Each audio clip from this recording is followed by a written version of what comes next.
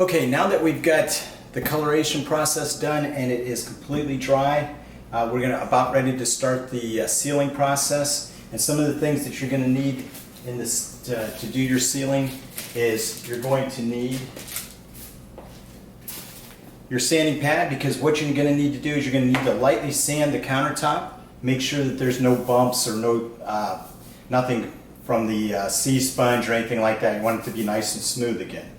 And then you're going to wipe it all down and you're going to pull your tape off. And what I do is I pull all the horizontal tape off, because what I don't want it to be, I don't want to pull it off later while it's still wet, because I don't want anything falling into it. So I'll pull off all this tape here. I'll leave the vertical tapes because I like to do that when I use my 1-inch foam brush. I like to push it down here so it doesn't drip. So I like to have that tape against there, and then I just pull the tape off. Now another good thing is sometimes to actually pull this vertical tape down to make sure that it's not pulling and it doesn't pull off any of your paint. And that's the other thing, is when you pull your vertical, it's nice to have maybe a razor blade to actually have that handy when you're pulling it off. Sometimes when you're right up against it, it gets stuck. So if you cut it a little bit, it'll make it pull a little bit easier. And if for some reason it does pull some of your color off, all you have to do is go back to one of your original colors and dab it in there and let that dry, and then go ahead and do the sealing process. You also want to make sure that you get your sink and pull that tape around the sink as well. And if you need to do any kind of touch-ups, do your touch-ups at that point, and then you're ready to seal. So the next thing is, once you've got it sanded, you pulled off all the tape that you need to do, the next thing you're going to do is you're going to wipe it all down with your terry cloth and make sure all that dust is off. And then you're going to need, out of your kit, you're going to need your sealer, that's the part A, and then you need the part B, which is this. Actually, it's not this. In a kit, it comes in this size, but I grabbed the wrong size. I got two of these. You mix part B into part A, and that'll give you a quart. A quart will cover 60 square feet, no problem. If you don't want to cover that much, or if you just don't need that much to cover, a good thing to have is a measuring cup, and just do a 3-to-1 ratio. So 3 parts of A to 1 part of B. So if you're going to do just 4 ounces, it would be 3 ounces of A to 1 ounce of B, and mix it up for about 2 minutes, and you're ready to go. So the other thing that you're going to need also is, this is your microfiber roller that's included in the kit. So you're going to need that. Make sure that when you attach it, that it's roaming, that it moves freely. And of course, I included the opener for your can here. Stir stick to mix it for about, like I said, you're going to mix it into your part A and part B. Stir it for about 2 minutes or so, and then it's ready to go. And also you have your gloves handy to put those over your hands. So those are the things that you're going to need, and then I'll just show you a quick process of how I do it. Okay, I have mixed my sealer. I did 3 parts of A, so I did 18 ounces of A and 6 ounces of part B. So I've got about 24 ounces of sealer here.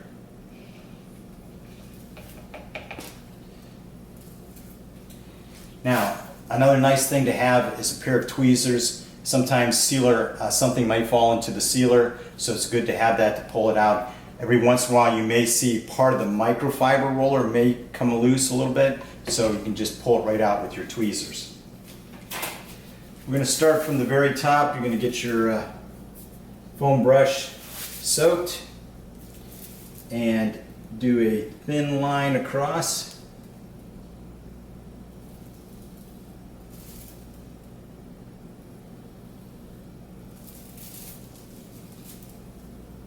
It looks milky, but when it dries, it'll dry clear.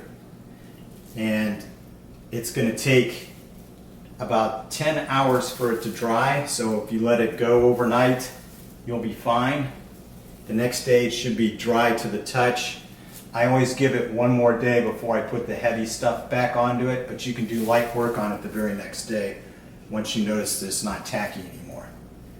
So Now that I've got the top and I've got the edge where my roller won't reach, and remember, you want to have it tight on the up and down part because it will roll, it'll get lines in that. Alright, then I take and do this into the edge just to make sure that it's sealed well. And I usually try and go about 1.5 inches or 2 inches out so that the sealer, when I get the roller, I make sure that it's all covered right into that corner there.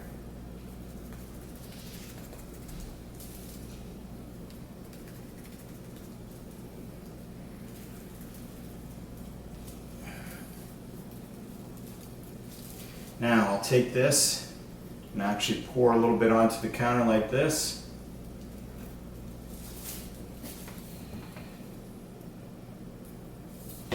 I'll roll my sealer or my roller into it so that it's nice and wet. And then I will take that and just go across. And again, I want to have it nice and tight. Just go across a couple of times. That way it's nice, it's covered.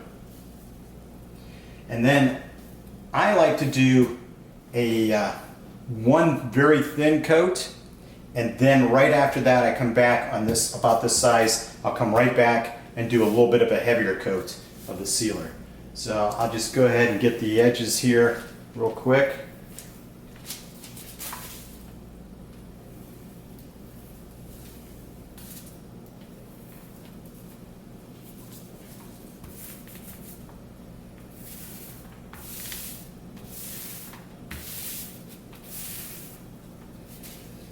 Actually, may need to pour just a little bit more.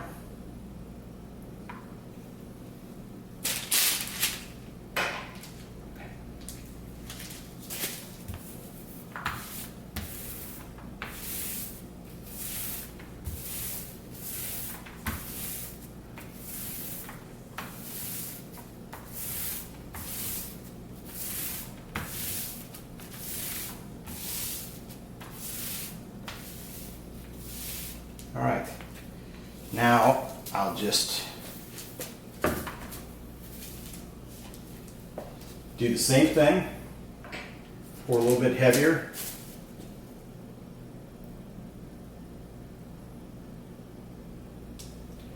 Now that your roller is a little wet, you won't need to use near as much of your sealer.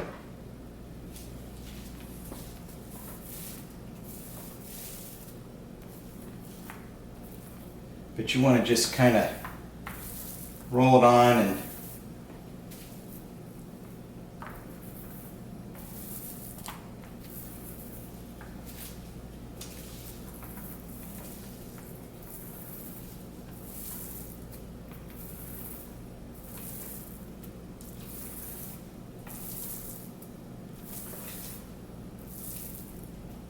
I always just like to finish off lightly, going across just in case it's running a little bit on the edges.